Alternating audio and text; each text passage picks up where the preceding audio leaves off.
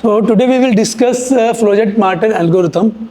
In this algorithm, we will discuss about streams. So we are talking about stream.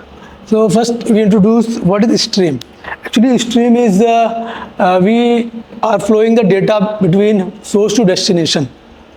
Currently हम बात करते हैं destination की बात करते हैं तो एक जस्ट एग्जांपल की बात कर लेते हैं ए टू बी। जब वो स्ट्रीम की बात हो रही है, स्ट्रीम को किसी भी फॉर्म में हो सकती है, लाइक बिट के फॉर्म में भी हो सकती है और अल्फ़ाबेट के फॉर्म में भी हो सकती है। बट हम इन कंप्यूटर की बात करते हैं तो उसमें हम वो बिट को हम चेंज करते हैं। वो हमारा जो डेटा आ रहा होता है, जिस चाहे वो टेक्स्ट के फॉर्म में हो चाहे इमेज के फॉर्म में हो, वो डेटा हमारा क्या होता है, कन्वर्ट होता है इनटू बिट के फॉर्म। तो जो बिट के फॉर्म में जब कन्वर्ट होता है तो बिट के फॉर्म में कन्वर्ट होने के बाद कुछ इस तरीके से अगर हम कन्वर्ट करते हैं, वो डेटा अगर हमारे पास है हेलो, अगर हेलो डेटा हमारे पास है, ये कन्वर्ट होकर बिट के फॉर्म में अगर अप्रॉक्स एग्जांपल की बात करें तो 0 1 2 3 0 0 1 एंड 0 इसके फॉर्म में अगर आ रहा है, तो इसके फॉर्म में अगर आ रहा है तो हम स्ट्रिंग की अगर बात करते हैं तो उसमें एक डेटा पैकेट हमारा किस तरीके से इनपुट करता है, ये हमारे क्या है, डेटा पैकेट्स हैं। तो ये हमारा क्या कहलाएगा, एक सिंगल स्ट्रीम कहलाएगी। एक डेटा पैकेट क्या कहलाएगा, हमारा एक सिंगल स्ट्रीम कहलाएगा, क्योंकि डेटा पैकेट को ही क्या करते हैं, फ्लो करते हैं बिटवीन सोर्स टू डेस्टिनेशन। तो सोर्स डेस्टिनेशन की अगर बात कर रहे हैं तो हमारा 0 1 अगर एक सिंगल डेटा पैकेट है तो एक सिंगल स्ट्रीम होगी जो कि हम क्या करेंगे, ट्रांसफर होगी सोर्स टू डेस्टिनेशन, जहाँ पे सोर्स क्या है ए और डेस्टिनेशन क्या है बी। तो ये हमारा क्या कहलाता है, स्ट्रीम कहलाता है। हम बात करते हैं next Flajolet Martin algorithm. Flajolet Martin algorithm approximate the number of unique object in a stream और a database in one pass. Basically अगर हम बात करें वन पास की बात कर रहे हैं तो यहाँ पे जैसे कि अभी मैंने आपको एग्जांपल के थ्रू बताया कि 0 1 एक सिंगल डेटा पैकेट ले लिया और 1 0 का दूसरा सिंगल डेटा पैकेट ले लिया। तो इस केस में क्या आ रहा है, वन पास का मतलब ये है कि हम अगर एक पास सिंगल पास की अगर बात कर रहे हैं तो उस पास में हमको डेटा पैकेट सेंड करेंगे ए टू बी, तो हमारा 0 और 1 ये हमारा क्या कहलाएगा, सिंगल पास में जाएगा। एक सिंगल पास में एक डेटा पैकेट हमारा फॉलो करेगा, ठीक है। If the stream contains an element, अगर कोई स्ट्रीम है वो एन एलिमेंट कंटेन्स करती है तो with M of them unique this algorithm run in order of N. मतलब अगर इस कंडीशन में अगर हमारी जो एन एलिमेंट्स हैं उसमें हमारे पास एम जो एलिमेंट है वो यूनिक एलिमेंट है, तो वो कितना टाइम लेगी, हमारा ऑर्डर ऑफ एन लेगी, ठीक है, टाइम। देन नीड, अगर हमारा जब मेमोरी के साथ बात करते हैं तो कितनी मेमोरी लेगी, वो हमारी मेमोरी लेगी order of log M memory लेगी। कितनी लेगी, order of log M memory लेगा। Next, in this algorithm for approximate the number of distinct elements in a stream with a single pass. अब डिस्टिंक्ट की बात करते हैं, मैं डिस्टिंक्ट की बात यहाँ पे क्यों हो रही है, डिस्टिंक्ट का मतलब बेसिकली क्या है, जो हमारे पास डेटा सेट गिवन है उसमें से हमारे पास कितने एलिमेंट्स हैं जो कि मूव कर रहे हैं, कितने एलिमेंट्स, जैसे हमने यहाँ पे एग्जांपल यहाँ पे गिवन है नीचे 1 3 2 1 2 3 4 3 1 2 3 1। जब इसकी बात कर रहे हैं तो डिस्टिंक्ट एलिमेंट का मतलब ये है कि हमारे पास जो एलिमेंट रिपीट हो रहा है उससे मतलब नहीं है कि हमारे जो एलिमेंट हैं गिवन, जैसे हमारा क्या यहाँ पे एलिमेंट कौन कौन से हैं, 1 है 2 है 3 है और 4 है। तो वो इसी चीज़ की बात हो रही है कि नंबर ऑफ डिस्टिंक्ट एलिमेंट को ये एल्गोरिथम बताती है गिवन स्ट्रीम में से। क्या करती है बेसिकली, फिर से दोबारा से हम इसको एक रिवाइज कर लेते हैं कि क्या करेगा दोबारा से, कि ये बेसिकली डिस्टिंक्ट एलिमेंट को क्या करता है, बताता है एक सिंगल पास में कितने डिस्टिंक्ट एलिमेंट हमारे पास आ रहे हैं। तो वही चीज़ एग्जांपल है कि हमारा अगर एक चीज़ लेकर यहाँ पे एलिमेंट्स हमारे पास गिवन है तो उसमें से बताया गया कि कितनी बार एलिमेंट्स हमारे डिस्टिंक्ट एलिमेंट हमारे कौन कौन से गिवन है, वो एल्गोरिथम में ये फाइंड आउट करके आपको देती है। तो एग्जांपल की हम बात कर रहे हैं, जैसे क्वेश्चन हमारा अगर कभी भी अगर मैथमेटिकल प्रॉब्लम्स अगर आती है तो उस केस में कैसे हम रिजॉल्व करते हैं, तो यहाँ पे पॉइंट यहाँ पे लिखा हुआ है, determine the distinct element in the stream using FM algorithm. FM का मतलब हमारे शॉर्ट फॉर्म में लिखा हुआ है यहाँ पे मैंने फिलहाल कि फ्लोजेट-मार्टिन की बात कर रहे हैं यहाँ पे। तो अब यहाँ पे ऐसे क्या कि मैंने input stream of integer x से हमने एक एलिमेंट ले लिया है, इनपुट क्या वेरिएबल ले लिया है जिसमें हमारा क्या किया है, सारे स्ट्रीम है गिवन है। अब किस तरीके से ये एल्गोरिथम वर्क करती है उसको हम इस एग्जांपल के थ्रू समझेंगे। जैसे देख सकते हैं यहाँ पे हमने यहाँ पे इनपुट स्ट्रीम गिवन है, उसके बाद हमारा क्या एक हैश फंक्शन गिवन है। हैश फंक्शन हमारा क्या दिया हुआ है, hx = 6x + 1 mod 5। अब यहाँ बोलेंगे हैश फंक्शन हमने यही क्यों यूज़ किया है। ज़रूरी नहीं है कि हैश फंक्शन अगर यहाँ पे गिवन है 6x + 1, वो तो हमारा न्यूमेरिकल पार्ट है, तो ये गिवन है तो इसकी वजह से हम यही यूज़ कर रहे हैं। अगर ये नहीं गिवन होता तो आप खुद से भी कोई एक हैश फंक्शन हम ले सकते हैं। तो अगर हैश फंक्शन ले सकते हैं, ऐसा हमारा एग्जाम्पल की बात करें, आप और कौन सा हैश फंक्शन ले सकते हैं, हमने और ले लिया e⁻x ले लिया, e⁻x ले लिया, कॉमा, या ले लिया x² + 1 ले लिया हैश, ठीक है, मॉड फंक्शन ले लिया, तो ये कुछ भी हम ले सकते हैं। ऐसा कुछ गिवन नहीं है कि आपको ये गिवन है तो यही लेना है, जो एग्जांपल है तो इसमें गिवन है तो इस वजह से हम इसको यूज़ कर रहे हैं, ठीक है। अब बात करते हैं कैसा पहला स्टेप हमारा, कैसे इसको सॉल्व करेंगे यूजिंग FM एल्गोरिथम। तो सबसे पहले क्या कैलकुलेट करेंगे, calculate hash function. Hash function की बात करें, हैश फंक्शन कैसे कैलकुलेट करें, किसका हैश फंक्शन कैलकुलेट करना है, हमें हैश फंक्शन कैलकुलेट करना है जितनी भी ये इनपुट स्ट्रीम गिवन है।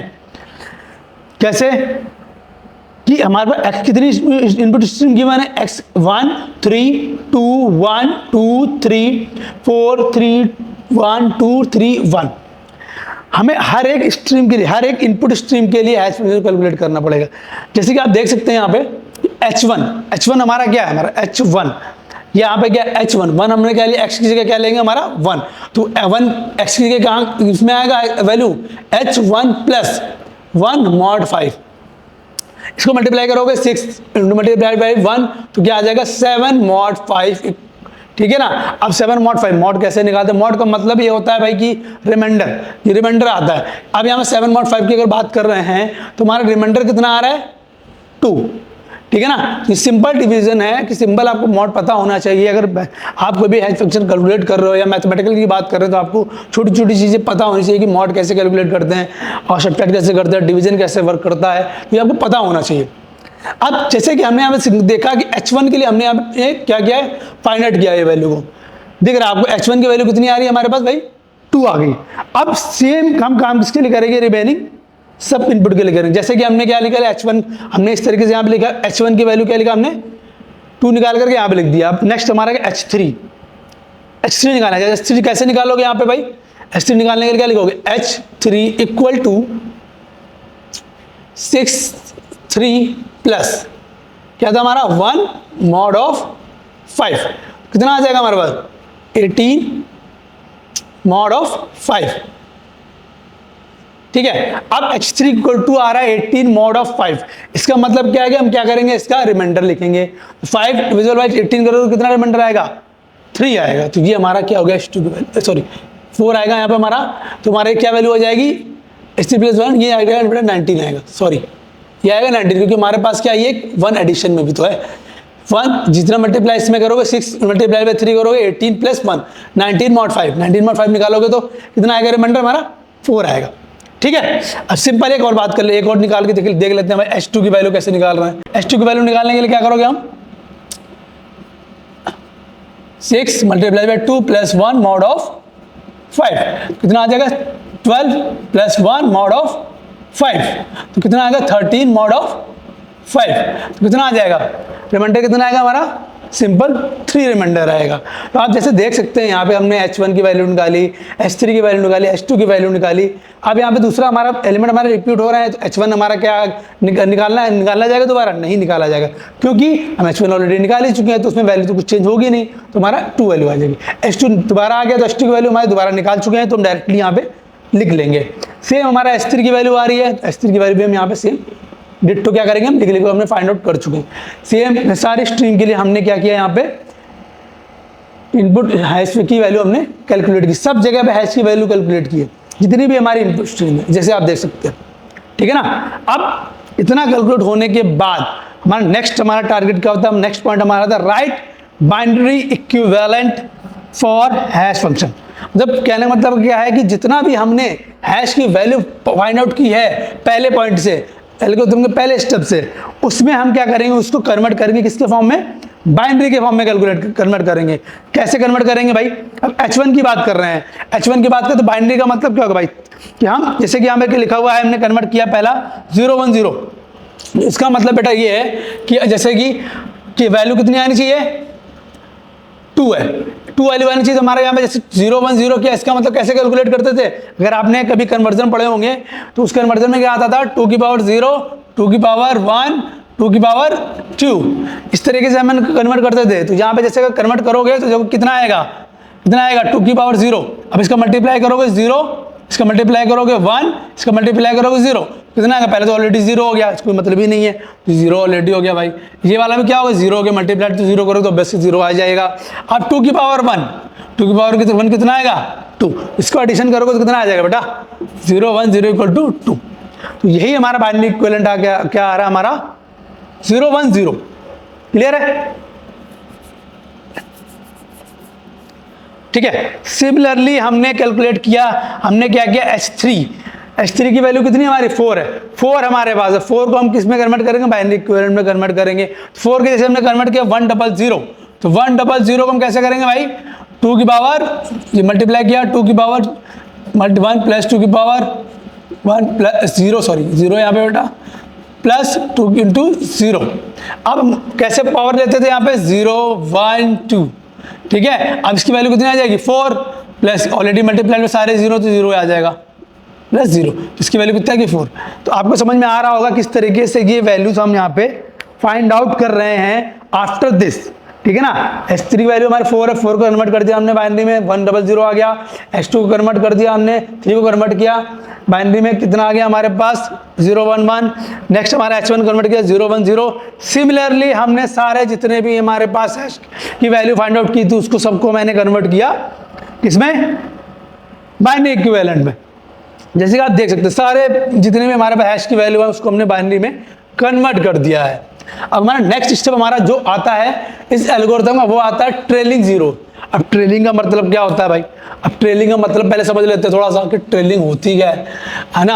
अब ट्रेलिंग का मतलब बेसिकली ये कि आपने जो भी एलिमेंट यहाँ पे लिए हैं गिवन है, जैसे 1 0 0 या 0 1 1 या फिर ले लिया 1 3 0 ले लिए, तो इसका ट्रेलिंग का मतलब है कि जो हमारा इनपुट में हमारे पास जो भी बिट बाइनरी है उसमें 1 के बाद, मैंने क्या बोला दोबारा सुनिएगा, 1 जो हमारे पास बिट है उसके बाद जितने भी जीरोज हैं, जितने भी जीरोज हैं, क्योंकि हम बात किसकी कर रहे हैं, जीरोज की बात कर रहे हैं, तो 1 के बाद जितने जीरोज हैं उसकी बात कर रहा है। तो 1 के बाद जितने जीरोज है उसका काउंट हमें लिखना होता है। क्या होता है दोबारा समझिए फिर से कि हमारे 1 के बाद जितने भी जीरोज हैं उसका काउंट लिखना होता है। तो 1 0 0 लिखा हुआ, इसके बाद इसका ट्रेलिंग जीरो क्या होगा 2।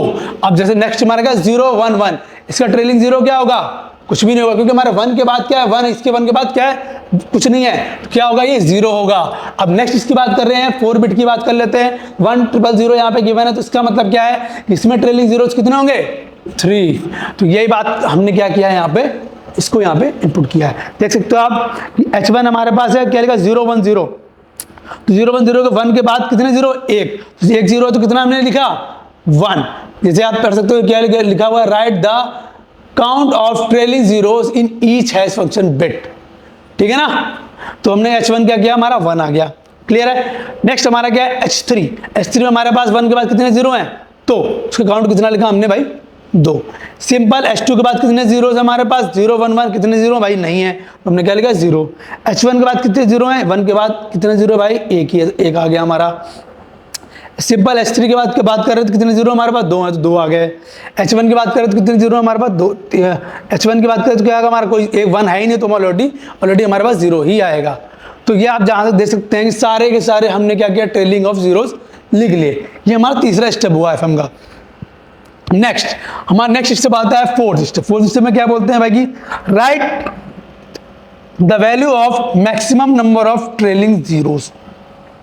मैक्सिमम का मतलब क्या आ रहा है भाई, मैक्सिमम का मतलब यहाँ पे ये है कि इन सब में जितने भी आपको वैल्यूज गिवन आ रही हैं ट्रेलिंग जीरोस, ये इनमें से जो मैक्सिमम नंबर है, जो मैक्सिमम नंबर है उसकी वैल्यू क्या हम यहाँ पे लिखेंगे, उसे क्या बोलते हैं स्मॉल r बोलते हैं। क्या बोलते हैं इसको, स्मॉल r बोलते हैं, जिसमें मैक्सिमम नंबर ऑफ वैल्यू कितनी है 2 है। अगर 3 आती तो 3 लिखते हैं, 4 आती तो 4 लिखते हैं। अभी यहाँ पे क्या है 2 है, तो हमने इसकी क्या लिखा, value of small r equal to